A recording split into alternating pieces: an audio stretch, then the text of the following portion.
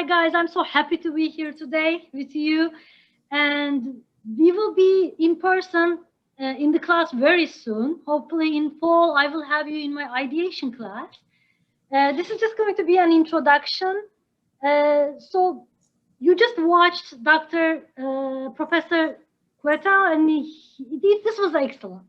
So I love seeing him live with his video going around in these places and giving us a taste of what's going on in these social ventures. What I'm trying to do today is tie this back up with what social entrepreneurship is and how that's different from all the other social organizations. So we're going to have a little bit of discussion around that, and then we'll have a teamwork, a group work in the breakout rooms. Okay. So let me share. I have a short PowerPoint here. If that's okay, I'm just going to go over that quickly. Julia, I'm disabled to share my screen. Cancel, make my co-host. There you are. Oh, thank you so much. Of course. Here we go. Okay. So you just saw a wonderful example of a person who's trying to make a positive change, right? So that's what social entrepreneurship is all about. What can we do so that we can make a positive impact on the community, on our neighborhood, in the society, environment, and actually the world we're living in, right? So when we talk about social entrepreneurship, I ask my students to just stop and think about, just to visualize what kind of a world do they want to live in the future. And not only us, our children, right? Our grandchildren. What kind of a world do you want to leave to them? Anything about the environment, anything about the other social problems that's happening around you. What do you want to do to fix these problems, change something in the society, and make it a better place for the others to live in, right, in the future? So what Scott was talking about, remember, he was saying pissed off. I started this because I was pissed off about something. And he is also an ecologist, so he knows a lot about plants and nature and ecology. So he just put those things together and I started a venture. So what I'm trying to get at is people work on social problems for various different reasons, right? Sometimes you're pissed off. Sometimes you're interested in something. Sometimes you're passionate about something. And then sometimes it's only because you had a personal struggle. So this happened to my sister, for example. She works with dyslexic kids, and she's working with a lot of nonprofit organizations and on social ventures. She's writing books for dyslexic kids, early age dyslexic kids. So how she became interested in this was her son was diagnosed with dyslexia. So she and her son and the whole family went through a lot of difficult times, struggles to catch up with classwork, and my nephew had a very difficult childhood living all that. And he was a kid who wanted to read, who was very passionate because everybody around him is reading and he couldn't read. It was very frustrated. He was very frustrated. So what happened is it just reflected as a passion in the family to deal with this problem. And now whatever we learn from our own experiences, how can we help others who are going through similar struggles, similar difficulties around us, right? So it can be an experience, a struggle, it can be knowledge. So you can accumulate knowledge about something and you want to put it into good use. So that's how people get into social entrepreneurship usually. That's some of the reasons. There are a lot of different types of social organizations. I just made a quick list here for you to look at, and this is such a variety, a big spectrum here, right? There are philanthropic organizations. I won't go into details. We'll discuss these kind of things in class in the future, but you see they're different, right? Charities are very different. Voluntary organizations are very different. Corporate social responsibility is a big thing. There are large corporations who kind of dedicate a small amount of their profit to do good for the communities, to do good for the world. And this is also wonderful. But social entrepreneurship is different from all this. We have to make that distinction. And I think Scott did a wonderful job pointing out the various reasons why we call these ventures social entrepreneurship, social ventures. So I just want to focus on that for a second, and then we can go back to discussing different examples and things from our own lives. Okay, so a social entrepreneur changes the performance capacity of the society. He acts in ways that he can tackle large scale, big social problems. They're not problems that are specific to like 5 people, 10 people, though that would be very local. Even though we do work in local communities, but the ultimate goal, like we just learned about, is a big goal, right? So Scott was talking about environment, global warming. Something small he does affects the whole big problem out there, right? So we try to find ways, very innovative ways. I think that's crucial. That's the entrepreneurship part. Very innovative ways to serve disadvantaged populations, underprivileged groups in the society, and to help them get on their feet, right? And then we try to do a big positive impact, and we want to measure that impact. So in certain cases, it might be the number of plants you're selling, number of people you're helping, number of lives you save, number of disease cases you can cure, or number of people employed, right? So those will be the impact that you're trying to measure and see, okay, I'm putting all this effort into the social problem. So what do I do at the end? Am I getting anywhere with the resources I'm using, or am I just standing where I am, right? You want to see the impact. And sometimes this impact is layered. So myself, if I go to my example, I'm more interested in education because that's where my knowledge is and experiences. Like Scott is an ecologist and he knows a lot about nature.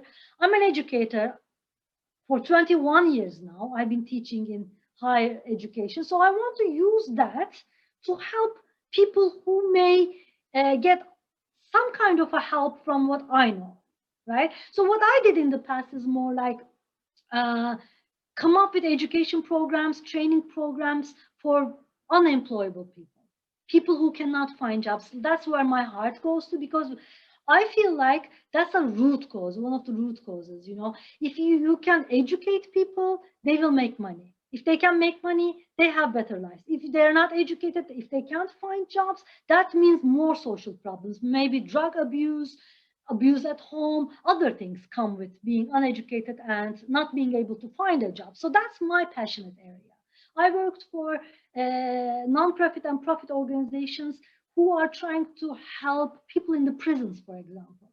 So when they get out of the prison, that's a shocking number there. 85% of those people go back to prison.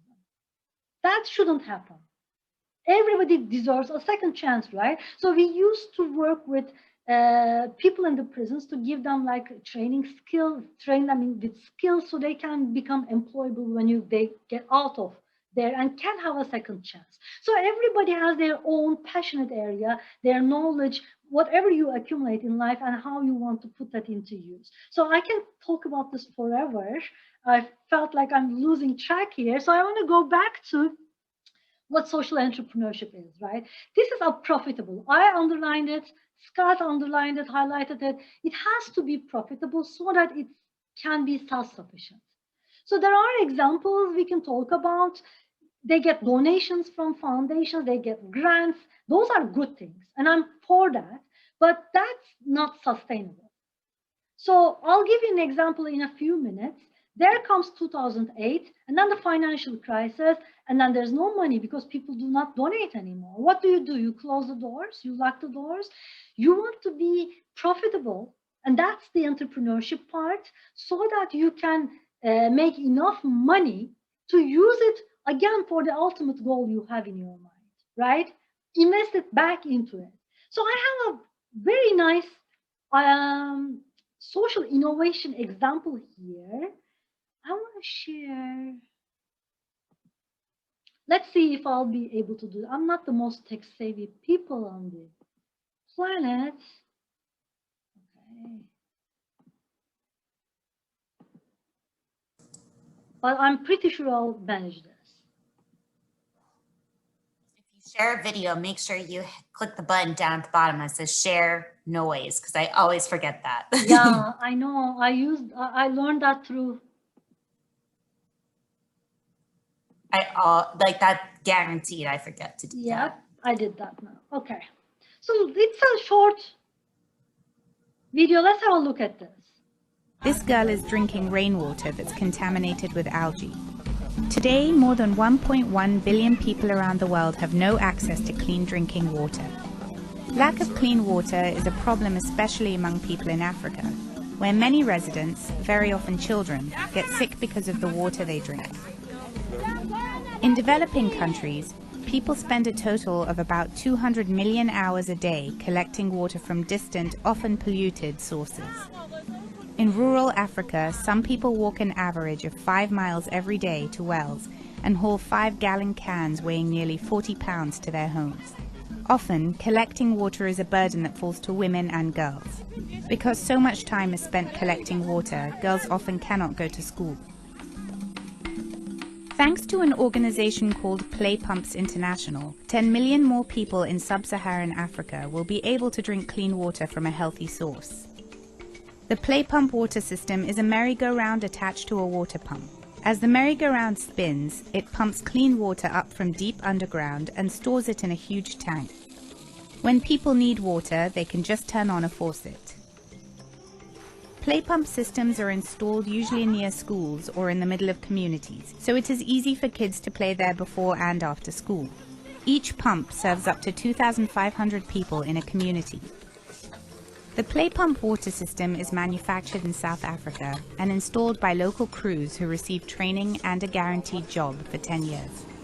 In addition to installing the pumps, local crews provide regular maintenance and upkeep and change advertisements posted on the sides of the water tank. The money from advertising sales is used to pay for the team that takes care of the system and fixes any broken parts. The Play Pump water system brings many benefits of clean drinking water and the opportunity for play to children in sub-Saharan Africa. For some schools, the Play Pump is the only source of play equipment available to students. It's so simple, really. Kids play, water pumps.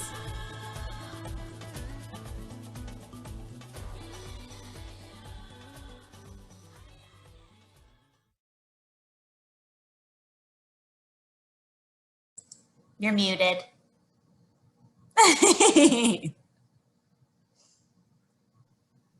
That's my thing. I'm always muted. Oops. Sorry about that. Another video going on. Okay.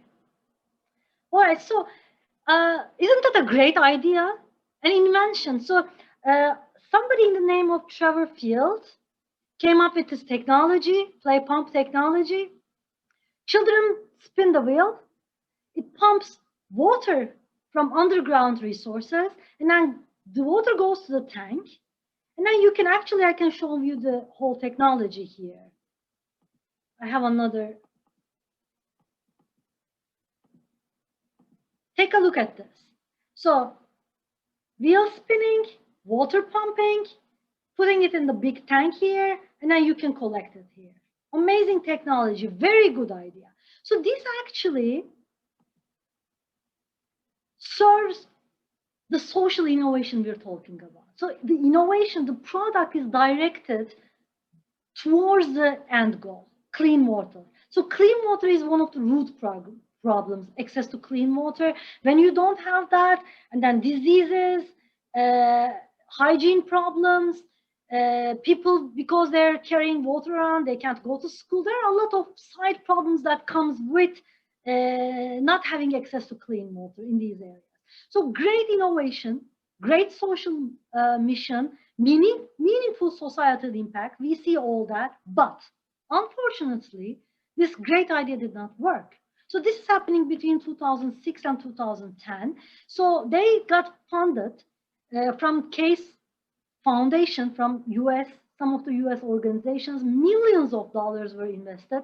But guess what? Because they did not have a sustainable business model, it did not last. This is so sad because this innovation was good, the mission was good, the faith was good.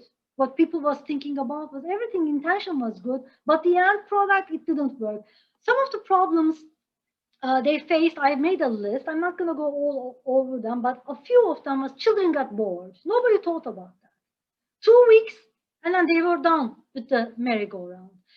And then people thought, okay, adults can do this instead of walking 5 miles a day. That didn't work because they didn't know the culture. Culturally, it was like undignified, unrespectful for adults to get onto that and like go around. So they didn't make good research. And they didn't foresee that companies would not want to put advertising on those billboards. They relied a lot on that revenue, okay, for maintenance and other things. But it was so out in the rural areas, no traffic, nothing, nobody's seeing other than the small town there. Nobody wanted to really put those advertisements up in the billboards. See what's going on? There are so many things a social entrepreneur has to think about. Cultural aspects, political aspects, there are so many things going on. So what happened is all those pumps were broken, and then they were not fixed, and they're not working today. Millions of dollars buried in those things. Maybe a better business model could work and make this invention into a success story. Another one I have here, a more successful one, is Sweet Bites gum. I don't know if anybody heard about this.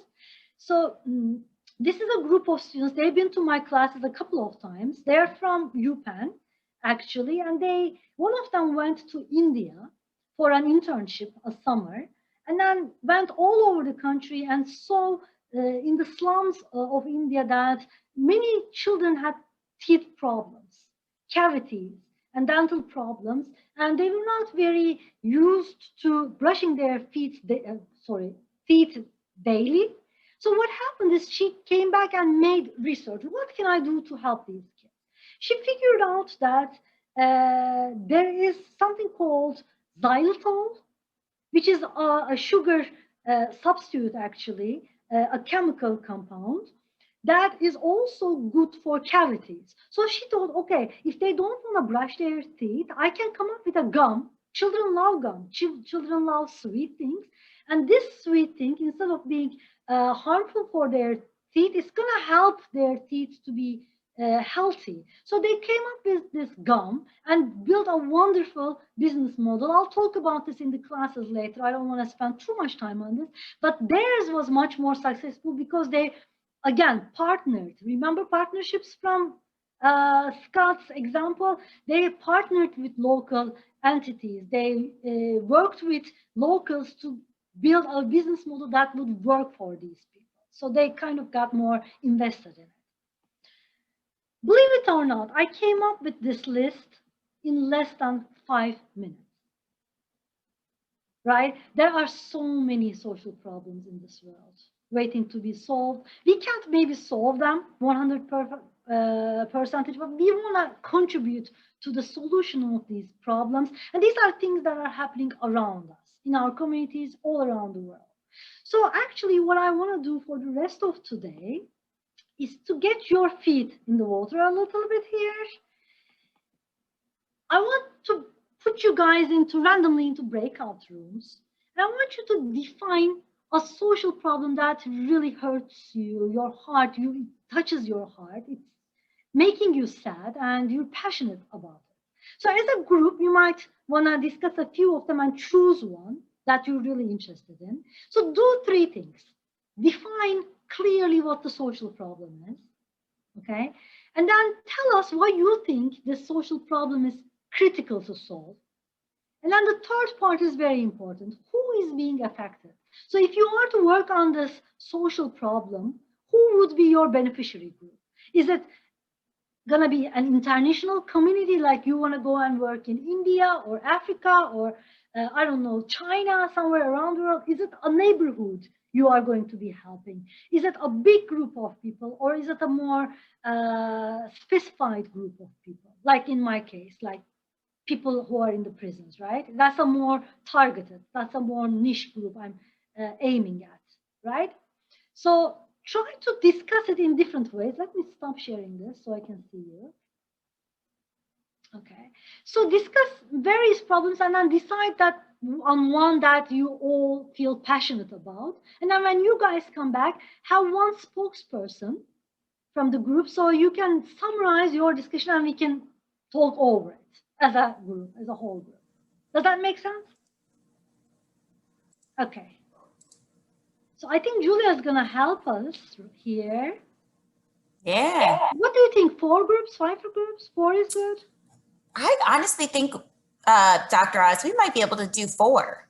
Okay. I have 5 right now, but I think we have 1 less peer leader. So I think, and I know Anna has to jump out for a meeting at 2:15. So I think we could do 4 if you're okay with that. Let's do 4. I Great. think 15 minutes would be reasonable. So Great. in 15 minutes, we'll come back and then look at the different social problems you guys are really passionate about. Awesome. Okay, so let me move. This is good. Move to 5. Sorry, I want to make sure I get all the peer leaders so that there's at least 2 in each room. Everyone knows my struggle with this already. I'm the same. It's been like 1.5 years now, but I'm still having it. I know. It's unbelievable. Okay, cool. So I'm going to go ahead and open all rooms. So everyone's clear on what we're working on? Do you want? All right, cool. All right, I'm going to open all rooms. Oh, and Ina. Let me get you in there, Ina. What group is?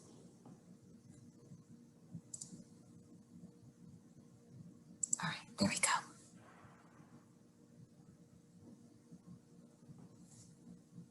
Perfect. Yeah, perfect. Everyone's in. So how was that? It was a Perfect. little quick. I think it was a little quick, but I wanted them to see some interesting examples.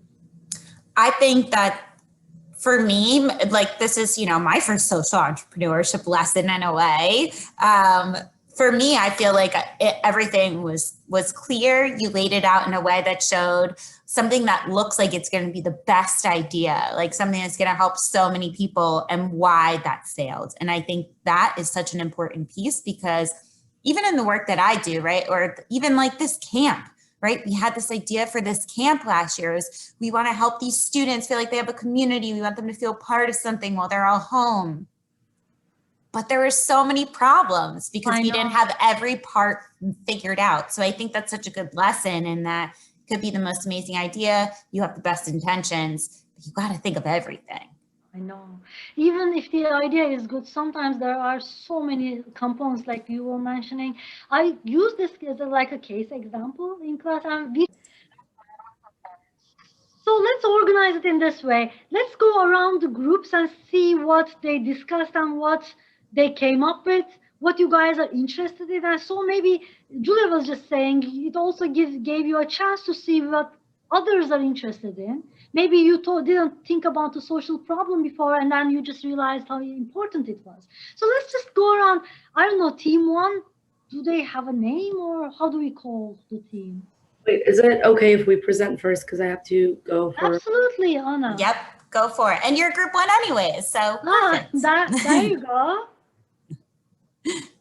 Let me share my screen, just give me a second. And it gave you access, right? Once you texted me? Okay, good. So let me do this. It will take a second, I promise. And then right here. I'm so excited to hear what you guys talked about because you know what? I think this generation, your generation, and probably the next generations are much more passionate about the environment, social issues. You have that interest and passion to work on these kind of things more than my generation, unfortunately, did. We're guilty of, I always say that we're guilty of spoiling and like making the world a bad place. And now you guys are going to make it a great place. I hope so. So let's see what you got. Yes, so I'll be presenting. The social issue that we picked was trafficking, human trafficking. On so we found out that on an average, around 400,000 to 800,000 to 4 million people are victim of sex labor trafficking around the world, and when they're trafficked, they suffer a lot of mental health issues. They're constantly raped. They go through torture, threats, and slavery. And a lot of the times, the main victims are children and women, and we don't get to hear the voice of these victims a lot, and it's not one of those issues that comes up very often, so we think it's very important that we highlight it.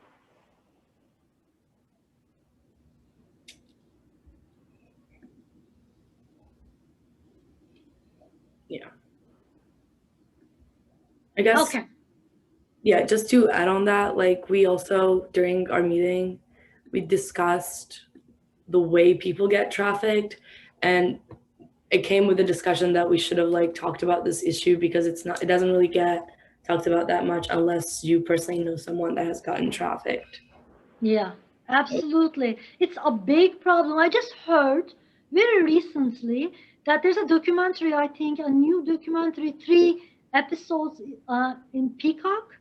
They're streaming. I think, I don't know the name, but if you probably Google it, you'll find it about this specific social problem.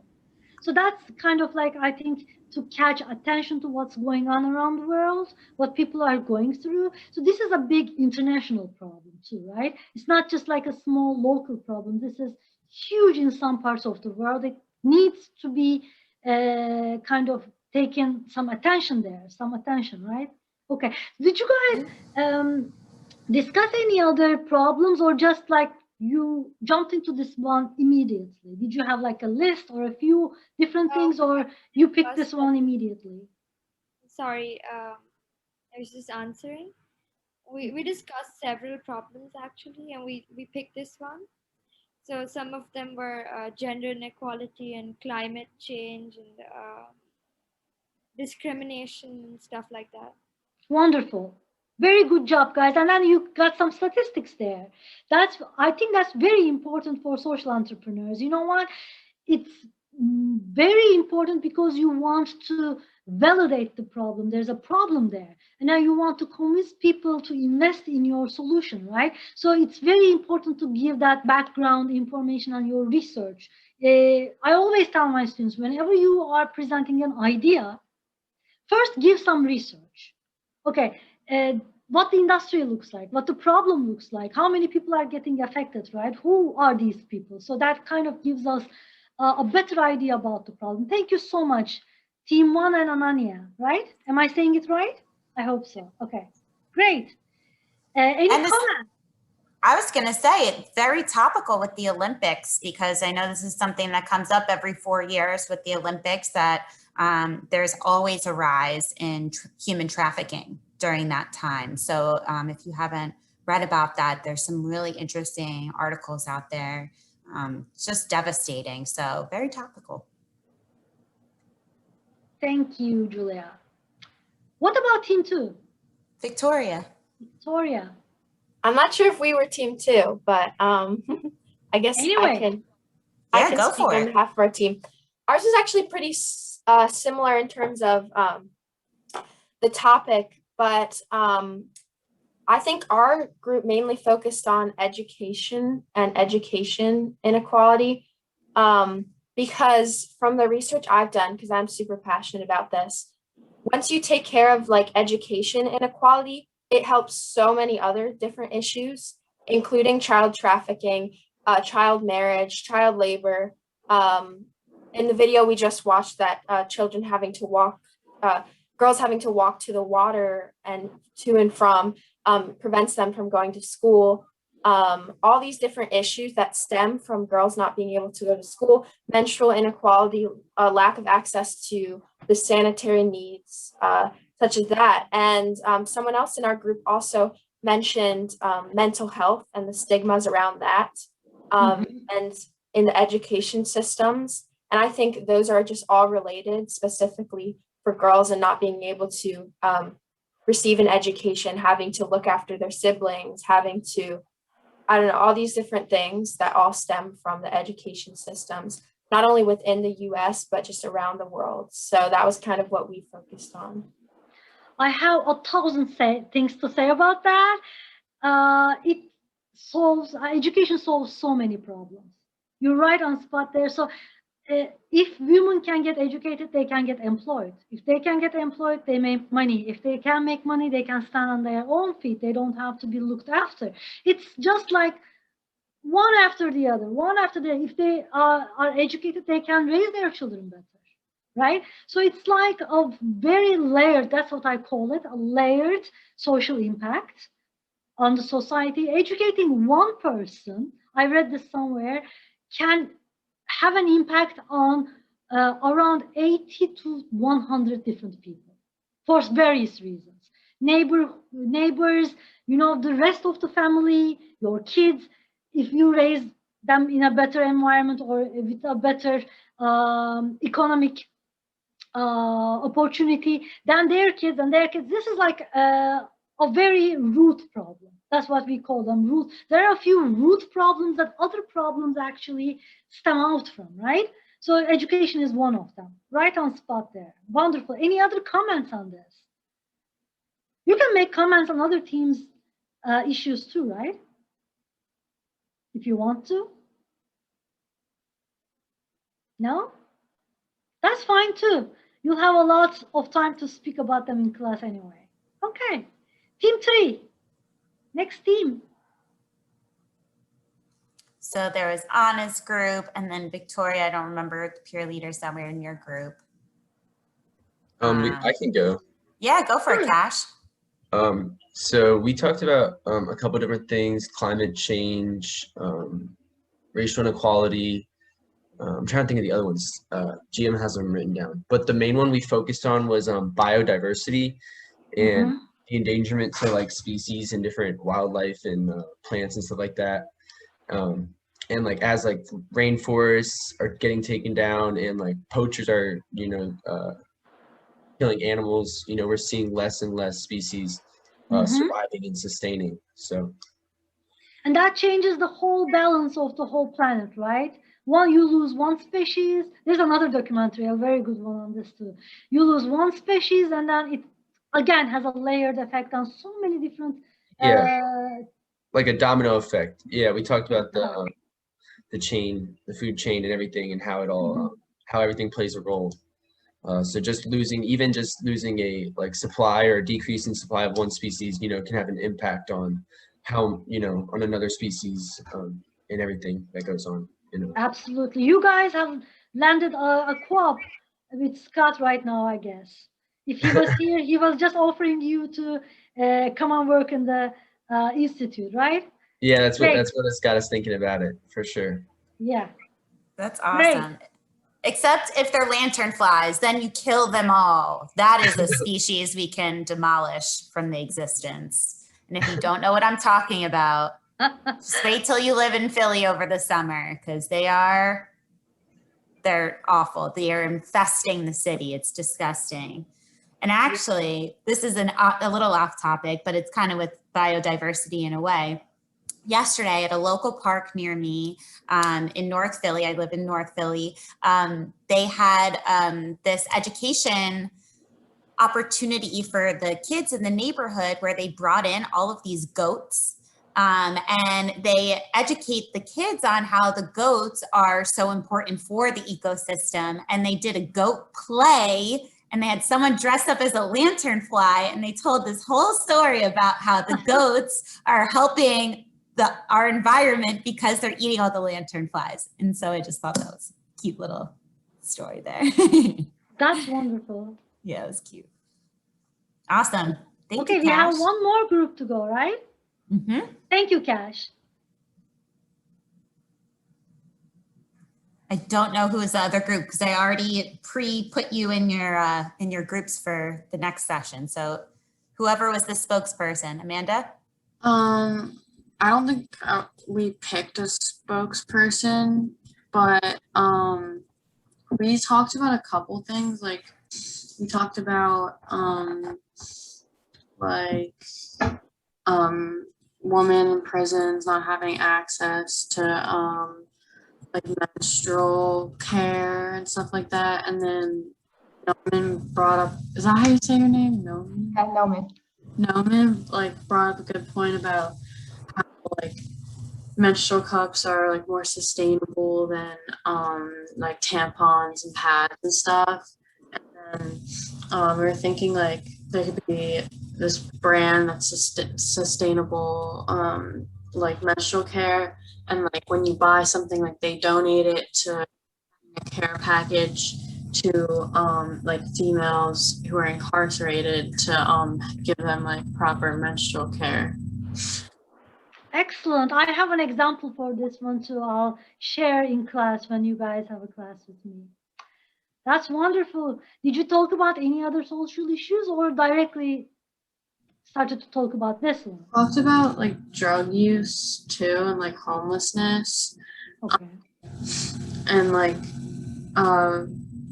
we said like something about like pop-ups, like medical pop-ups for people that are homeless. They can go and like get checked out by like a physician or something. Like maybe like there's a dentist there, like will clean their teeth, just like things that they don't get on a regular basis, like pop-ups in Philly maybe, just to give them like some basic like medical care. Wonderful, wonderful, guys. Thank you, Amanda. You all did a great job. You all identified like really critical social problems. So I will see you first on a different class in fall. That's going to be the ideation class. It's more towards coming up with ideas. How do I develop this new idea I have further, different methods to use, and then we'll learn about business model canvas, and then to put that idea into a business model. So that's going to be the first time we meet. But this year I will be teaching. We kind of take turns for social entrepreneurship. So this year I might see you in social entrepreneurship. I might not, because it's a 200 course. Maybe you guys are going to take it next year. So, but I will have you, I think, with team building class and an ideation class. I see my students a lot during their freshman year, and then I see them later when they're usually graduating with the capstone course, thought leadership. So I think we'll get a chance to get to know each other much better. And throughout the time, you'll see that close school is a family. We're kind of very close-knit. We know all of our students very well because we're so close and we're so small. So hopefully we'll spend a lot of time, we'll discuss a lot of things. But meanwhile, I want to put my email here, just in case you guys want to reach out to me for any reason. And if you have any questions, you want to see a syllabus, whatever the reason is, feel free to email me anytime. And then I think that's all with me today. I don't